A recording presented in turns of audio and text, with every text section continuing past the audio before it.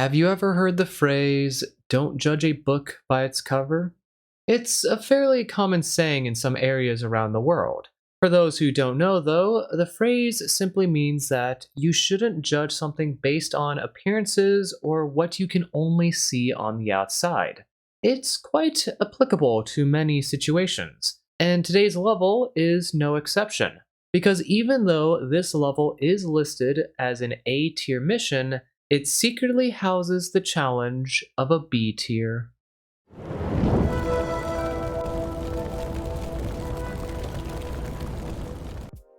Hello everyone, Professor Scalar here, and welcome to the alternate R6AX level guide. As always, we're starting off with your loadout, and today I recommend you bring with you a bio tracker, a mine deployer, and any two sentries of your choice. The reason for the bio tracker is pretty much the same as always. It's good to gather information with it, and it can help you and your teammates make better decisions on the fly if need be. There will also be a few scouts in this level, so always helpful to be able to tag them. And you also are bringing two sentries of your choice with you, and if one or both of them benefit from bio tracker symbiosis, it's just another good reason to bring the tool with you. As for the mine deployer, this is to help us out during the alarm doors in the level, as well as a blood door we're going to have to make our way through. There is a good chance you'll find a few C-foam grenades in this level too, which you can use in combination with those explosive mines to just blow up even more enemies all at once and grant you and your teammates even more relief. As for the double sentries, the reason why I'm recommending these instead of maybe just one sentry and a C-foam launcher is because you're going to have to deal with two full zone alarms in this level. And while mines and C-foam could help out for the first full zone alarm, they don't really help out all that much for the second one, and also, even during that first one, sure, you'll be able to keep enemies out for a little bit longer, but the doors are too far away from us to be able to perma C-foam them, so eventually those hordes of enemies are going to get into our room. So having two sentries with us that we can just fall back behind and hold our ground there will make it a whole lot easier to actually defend ourselves while we're dealing with these two full zone alarms. Dropping down into the level, you'll see that your main objective is to download coordinates for Alpha 3 by using the terminal located inside of Zone 18, and you and your teammates will be starting off inside Zone 12. In here, not really a whole lot to take note of, just some resources to collect and enemies to deal with. There is a security door to the far northern side which will take you to the direction of Zone 18, but that door is under lockdown and we're going to have to use a terminal found inside Zone 15 in order to unlock it. So after we make our way through this zone, our only option is to head to the east to the security door to Zone 13. This door though is going to have a Class 4 alarm tied to it, and as you can see with this map overlay, there are two different locations enemies could possibly spawn from. So what I recommend you do is make sure all the doors I've highlighted are shut, and then these two that lead directly into your room are mined, and then you have one sentry facing towards the northern door and one sentry facing down towards the southern door. Once you're good to go though and everything is set up, activate the alarm, get to work on the scans, and once it's been taken care of, you can then open up that security door and go into Zone 13 itself.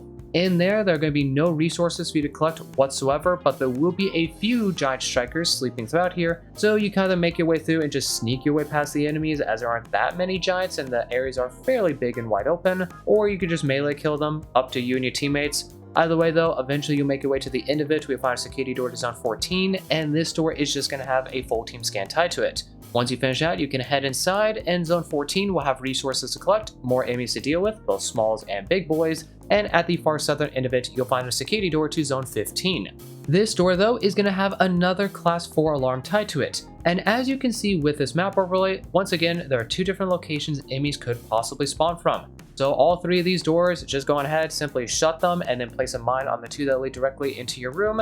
And because the doors are fairly close to each other, you just have your two sentries anywhere in that general area facing towards the two doors, and you'll be able to call it good. Once everything is set up, activate the alarm, work on those scans, and once everything is taken care of, pack up your sentries and head into Zone 15 itself. Inside of Zone 15, pretty early on, you'll be able to find that terminal that you need to use to lift the lockdown. The thing is though, this terminal is password locked and it'll tell you to go to a terminal located inside Zone 20 in order to figure out what the password is and be able to unlock it.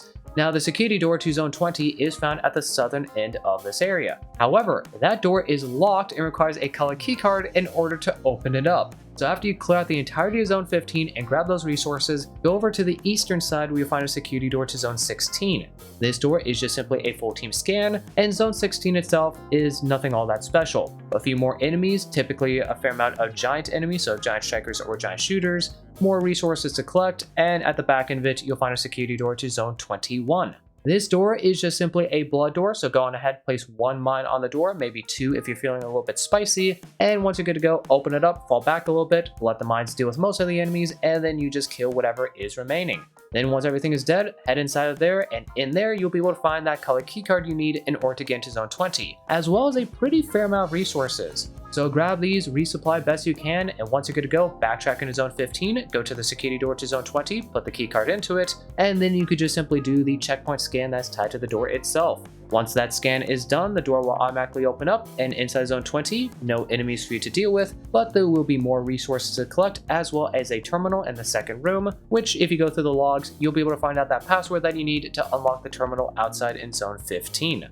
Now, before you go back out into Zone 15 and unlock that terminal and put the command into it, you're going to want to set up a few defenses, because once you do put the command in, a full zone alarm is going to initiate. And as you can see with this map overlay, there are a few different locations enemies could possibly spawn from, and from every single direction, there is potentially a door we could use. The 2 northern doors might have been broken down because of the previous alarm, or maybe you'll get lucky and one of the 2 doors is still preserved, in which case you could just go up there and shut the door and mine it. As for that eastern door and the southern door, they should be preserved at this point, as there's nothing that should have broken them down, unless if you accidentally woke up a room.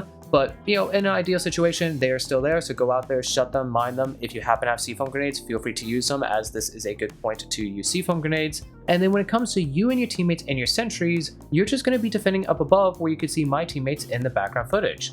Because the nice thing about this spot is all of the enemies have to come from right there in front of you. Hold out for a little bit. If you want to, you can move around and take some pot shots at enemies as they're getting a bit closer to you from down below. But once you get the scan all the way to 100%, enemies will no longer spawn in, and that security door to Zone 17 towards the beginning of the level will unlock. So deal with any of the enemies still left alive, pack up your sentries, grab any nearby resources if anything is left behind and resupply with them, then just simply backtrack your way to the beginning of the level. If you did not kill all those giants inside Zone 13, then of course be a little bit careful as you make your way through there. If they're already dead though, just run through full speed. And once you make your way back into Zone 12, go to the northern end to the security door to Zone 17, and once you get there, just simply open the door as it's just a full team scan tied to it, and then you can start worrying about what is inside of that area. Because inside Zone 17, there are a few different rooms, and throughout these rooms will be a lot of regular strikers and shooters, as well as a total of 4 different scouts patrolling about.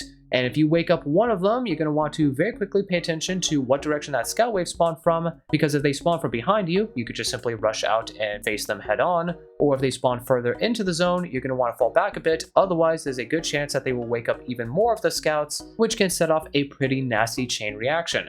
But as you make your way through, ideally trying to melee kill every single one of the enemies that you come across and grabbing more resources, you'll eventually make your way to the back end where you find the security door to Zone 18. This door just has a checkpoint scan tied to it, so feel free to do that whenever you're ready. And then once you head inside of Zone 15, there will be a few more regular enemies for you to deal with, as well as that terminal you need for the main objective.